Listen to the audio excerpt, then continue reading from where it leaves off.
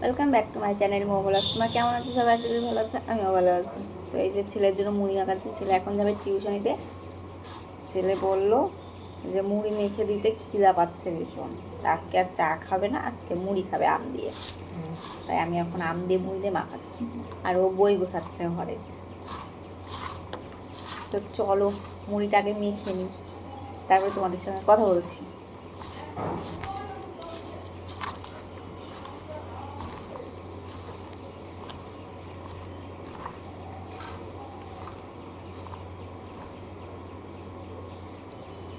বা হয়েছে, আসো আসো, মুড়ি একটু নরম হয়ে যাবে।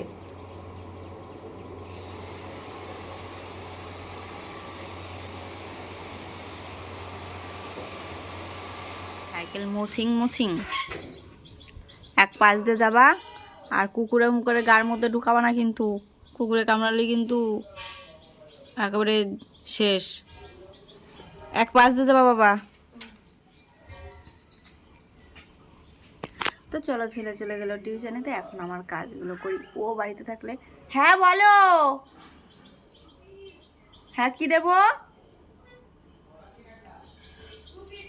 টুপি দাঁড়াও, নিয়ে আসি।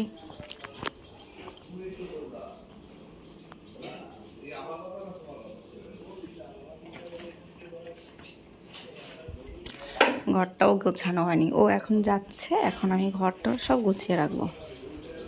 কই ও বা,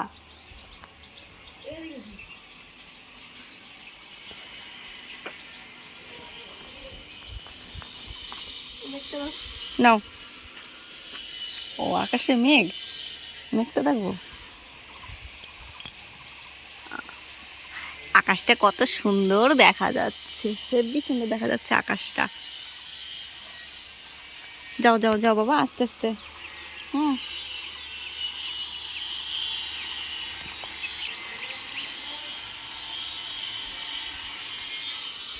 তো চলো এখন আমি কাজ করি, অনেক বেলা হয়ে গেছে। এই দেখো গাইজ, আমার নখ রাখার ফল। এই দেখো, বাবা বাবা বাবা বাবা, দেখা যাচ্ছে না। এই দেখো, দেখা যায় না। নখটা ফেটে কি অবস্থা, একবারে মাঝখান থেকে ফেটে গেছে। এখন এটাকে আমি কাটবো।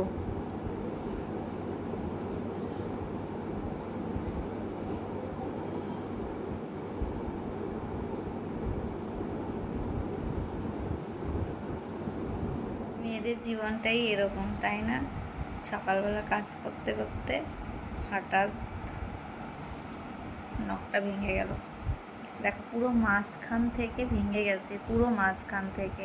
মানে কি বলতো, নখটা অতটাও বড় ছিল না। হ্যাঁ এই দেখো, পুরো ফেটে গেছে মাঝখান দিয়ে, মানে মাংসটা উঠে গেছে। দেখো, দেখলেই বুঝতে পারবে। কিন্তু আমি পুরোটা কাটতে পারলাম না, কাটতে গেলে লাগছে ব্যথা। তো যতটা পেরেছি ততটাই কেটেছি। তো এই হচ্ছে কষ্টের জীবন। ছোটোবেলা থেকে ভীষণ শখ ছিল হাতে নখ রাখবো, তো দুটো নখ ভেঙে গেছে। দেখো, এটা আগে একদিন ভেঙেছে, এইটা আজকে ভাঙলো। ভীষণ পরিমাণে লেগেছে, মানে এত জোরে ব্যথা লেগেছে বলার মতন না। তো শখটা কি কখনো পূরণ হয়, আবার ভেঙে যায়। আমি বড় করে রাখি, তারপর আবার ভেঙে যায় সেটা। তো এই তিনটেই এখন আমার আছে। মানে এই নখ রাখার জন্য আমি ছোটোবেলা মারও খেয়েছি, এত পরিমাণে মার খেয়েছি ধারণা করা যায় না। মেরেছে একজন, তাও বলবো না কে মেরেছে। হাতে পায়ে সব নখ রাখতাম, আর তার জন্য মারও খেয়েছি। কিন্তু এখন আমি আর তাদেরকে ভয় পাই না। কে কী বললো না বললো, তোমার দেখেও লাভ নেই। আমার যেটা ভালো লাগে আমি সেটা করবো। তো যাই হোক, ভীষণ কষ্ট লাগলো। সকালবেলা কাজ করতে করতে নখটা ভেঙে গেল, মনটা খারাপ হয়ে গেছে। তো চলো, তোমাদের সঙ্গে একটু শেয়ার করলাম।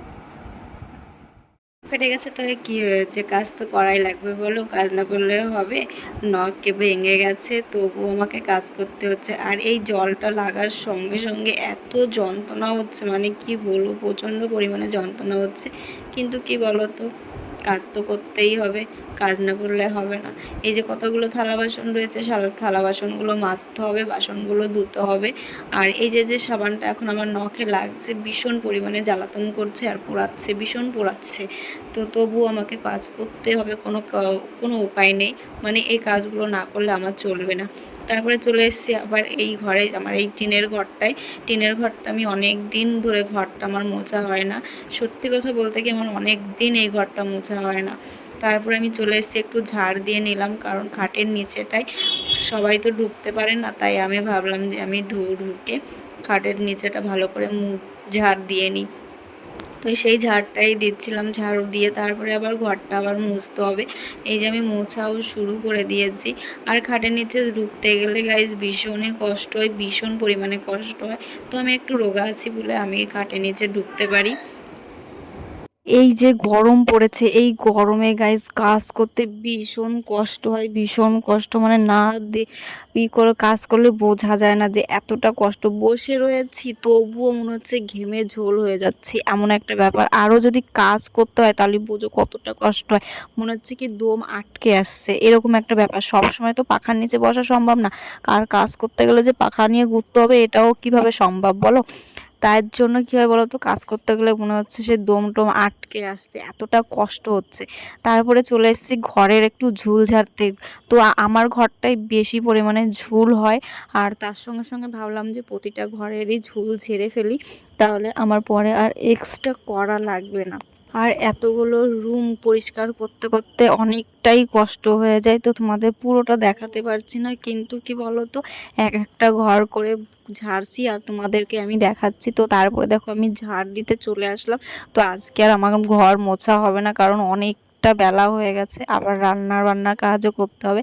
যেহেতু শাশুড়ি মা আছে তার জন্য সবজিগুলো কেটে দেয়, অনেকই আমার হেল্প হয়ে যায়, কোনো সময় আবার মশলা টশলাও করে দেয়। তো আজকে আর মা রান্না করেছে, আমি রান্না করিনি। আজকে মা ভাবলো যে মাই রান্না করবে, তার জন্য মা রান্না করছে। আর এইখানে দেখো আর কতগুলো মুড়ি মেখেছে।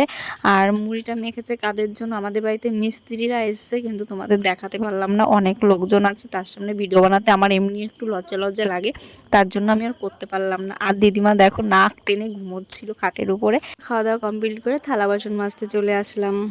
বাবা, বাবা, বাবা, 5:30 বাজে, ওঠো, উঠবা না? আমরা তিনজনে দোকান ঘরে কাজ করছিলাম, আর ছেলে এখানে ঘুমোচ্ছিল, তো অনেক বেলা হয়ে গেছে তাই আমি ছেলেকে ডাকতে আসছিলাম। তো চলো তোমাদের দেখাচ্ছি দোকান ঘরে কি কাজ করছি আমরা, মা, আমি, বাবা। তো মা বাবা বেশি করছে, আমার অতটা করা লাগেনি। আর এখানে দেখো দোকানের সব মালগুলো গুছিয়ে গুছিয়ে রাখছে। তো এই কাজ একদিনে হবে না, আমাদের অনেক দিন সময় লাগবে করতে। তো তারপরে চলে আসলাম চা বানাতে, এইখানে সবাই এখন চা খাবে তাই চা বানাতে আসলাম। তো আমাদের কাজগুলো কমপ্লিট হওয়ার পরে আমি চা বানাতে এসেছি, আর চা বানিয়ে টানিয়ে তারপরে সবাইকে দিয়ে আসবো। তো চলো গাইজ, ভিডিওটা আজকে আর বড় করছি না। ভিডিওটা যদি ভালো লাগে like comment share and subscribe করে দিও, যারা ফেসবুক থেকে দেখছো তারা ফলো করে নিও। আর নেক্সট ভিডিওর জন্য অপেক্ষা করো, তত সময় ভালো থেকো, সুস্থ থেকো, আর সবাই সবার পাশে থেকো। আর যারা এখনও আমার চ্যানেলটিকে সাবস্ক্রাইব করোনি তারা প্লিজ প্লিজ একটু সাবস্ক্রাইব করে নিও। চলো বাই, টাটা। আর নেক্সট ভিডিওর জন্য তোমরা অপেক্ষা করো।